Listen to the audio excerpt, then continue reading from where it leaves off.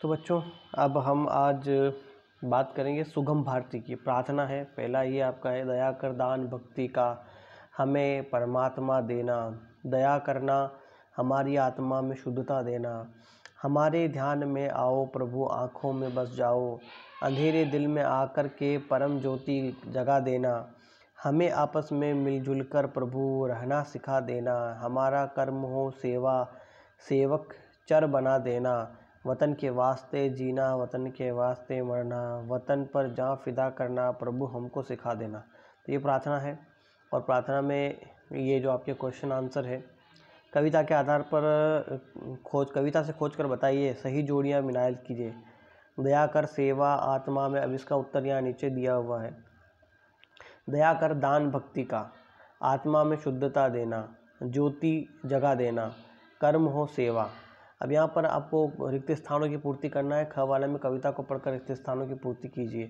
एक है दया करना हमारी आत्मा में, इसमें हम लोग जो नीले में लिखा हुआ वो रिक्त स्थान में आपको भरना है। शुद्धता देना, प्रेम दो प्रेम, गंगा दिलों में प्रेम का सागर, प्रेम की गंगा दिलों में सागर, यहाँ पर गंगा लिख देना है। जो नीले में लिखा हुआ वो लिखना है रिक्त स्थान के अंदर। हमारा कर्म हो सेवा, हमारा धर्म हो सेवा, वतन के वास्ते जीना वतन के वास्ते मरना, ये आपको लिखना है। अति लघुत्तरी प्रश्न निर्देश निम्नलिखित प्रश्नों के उत्तर एक वाक्य में दिए, तो आपको इसका उत्तर जो है एक ही वाक्य में देना है और जैसे हमने लिखा है वैसे ही देना है। कवि परमात्मा से कौन सा दान मांग रहा है? तो भक्ति का दान मांग रहा है। हमारा कर्म और हमारा धर्म क्या होना चाहिए? सेवा। हमें आपस में किस प्रकार रहना चाहिए? मिलजुल कर। कवि किसके लिए जीना मरना चाहता है? देश के लिए।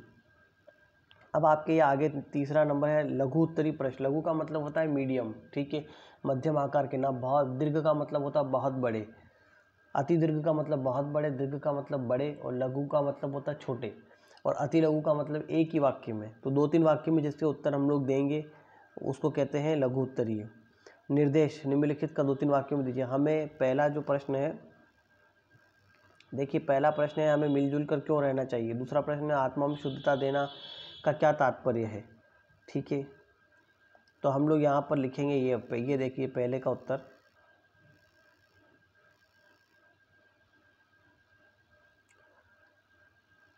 तो पहले का उत्तर यहाँ हम देखेंगे, हमें मिलजुल कर क्यों रहना चाहिए। हमें मिलजुल कर रहना चाहिए क्योंकि मिलजुल कर रहने से प्रेम और अपनापन बढ़ता है और हमें एक दूसरे के सुख दुख की जानकारी होती है और चारों ओर खुशी और उल्लास का वातावरण हो जाता है।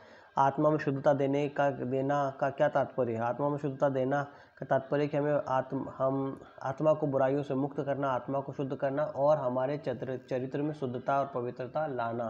ये भी आप आगे लिखना चाहें तो लिख सकते हैं।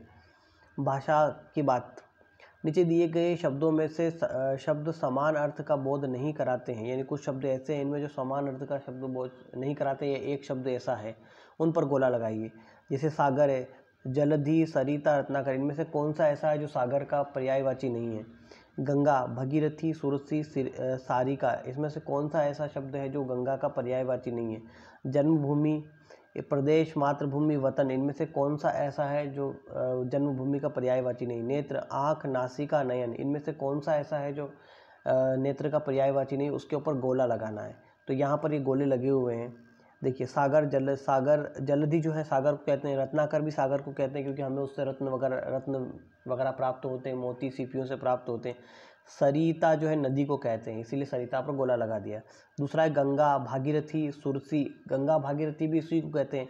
सारिका गंगा को नहीं कहते हैं, सारिका कहते हैं किसको? कोयल को, ठीक है। तो सारिका पर हमने निशान लगा दिया।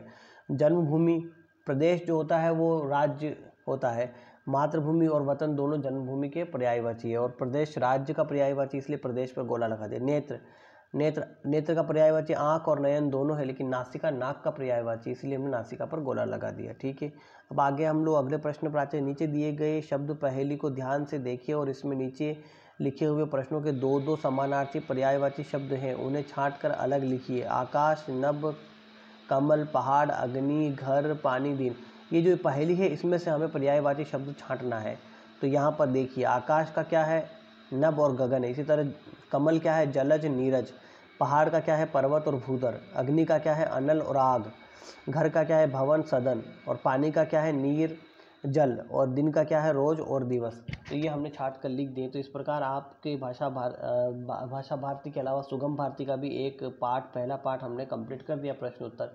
और भाषा भारती का हम लोग जो पहला पार्ट है, हम लोग जो छठा पार्ट है उसका, उसके प्रश्न उत्तर आज अपलोड करेंगे।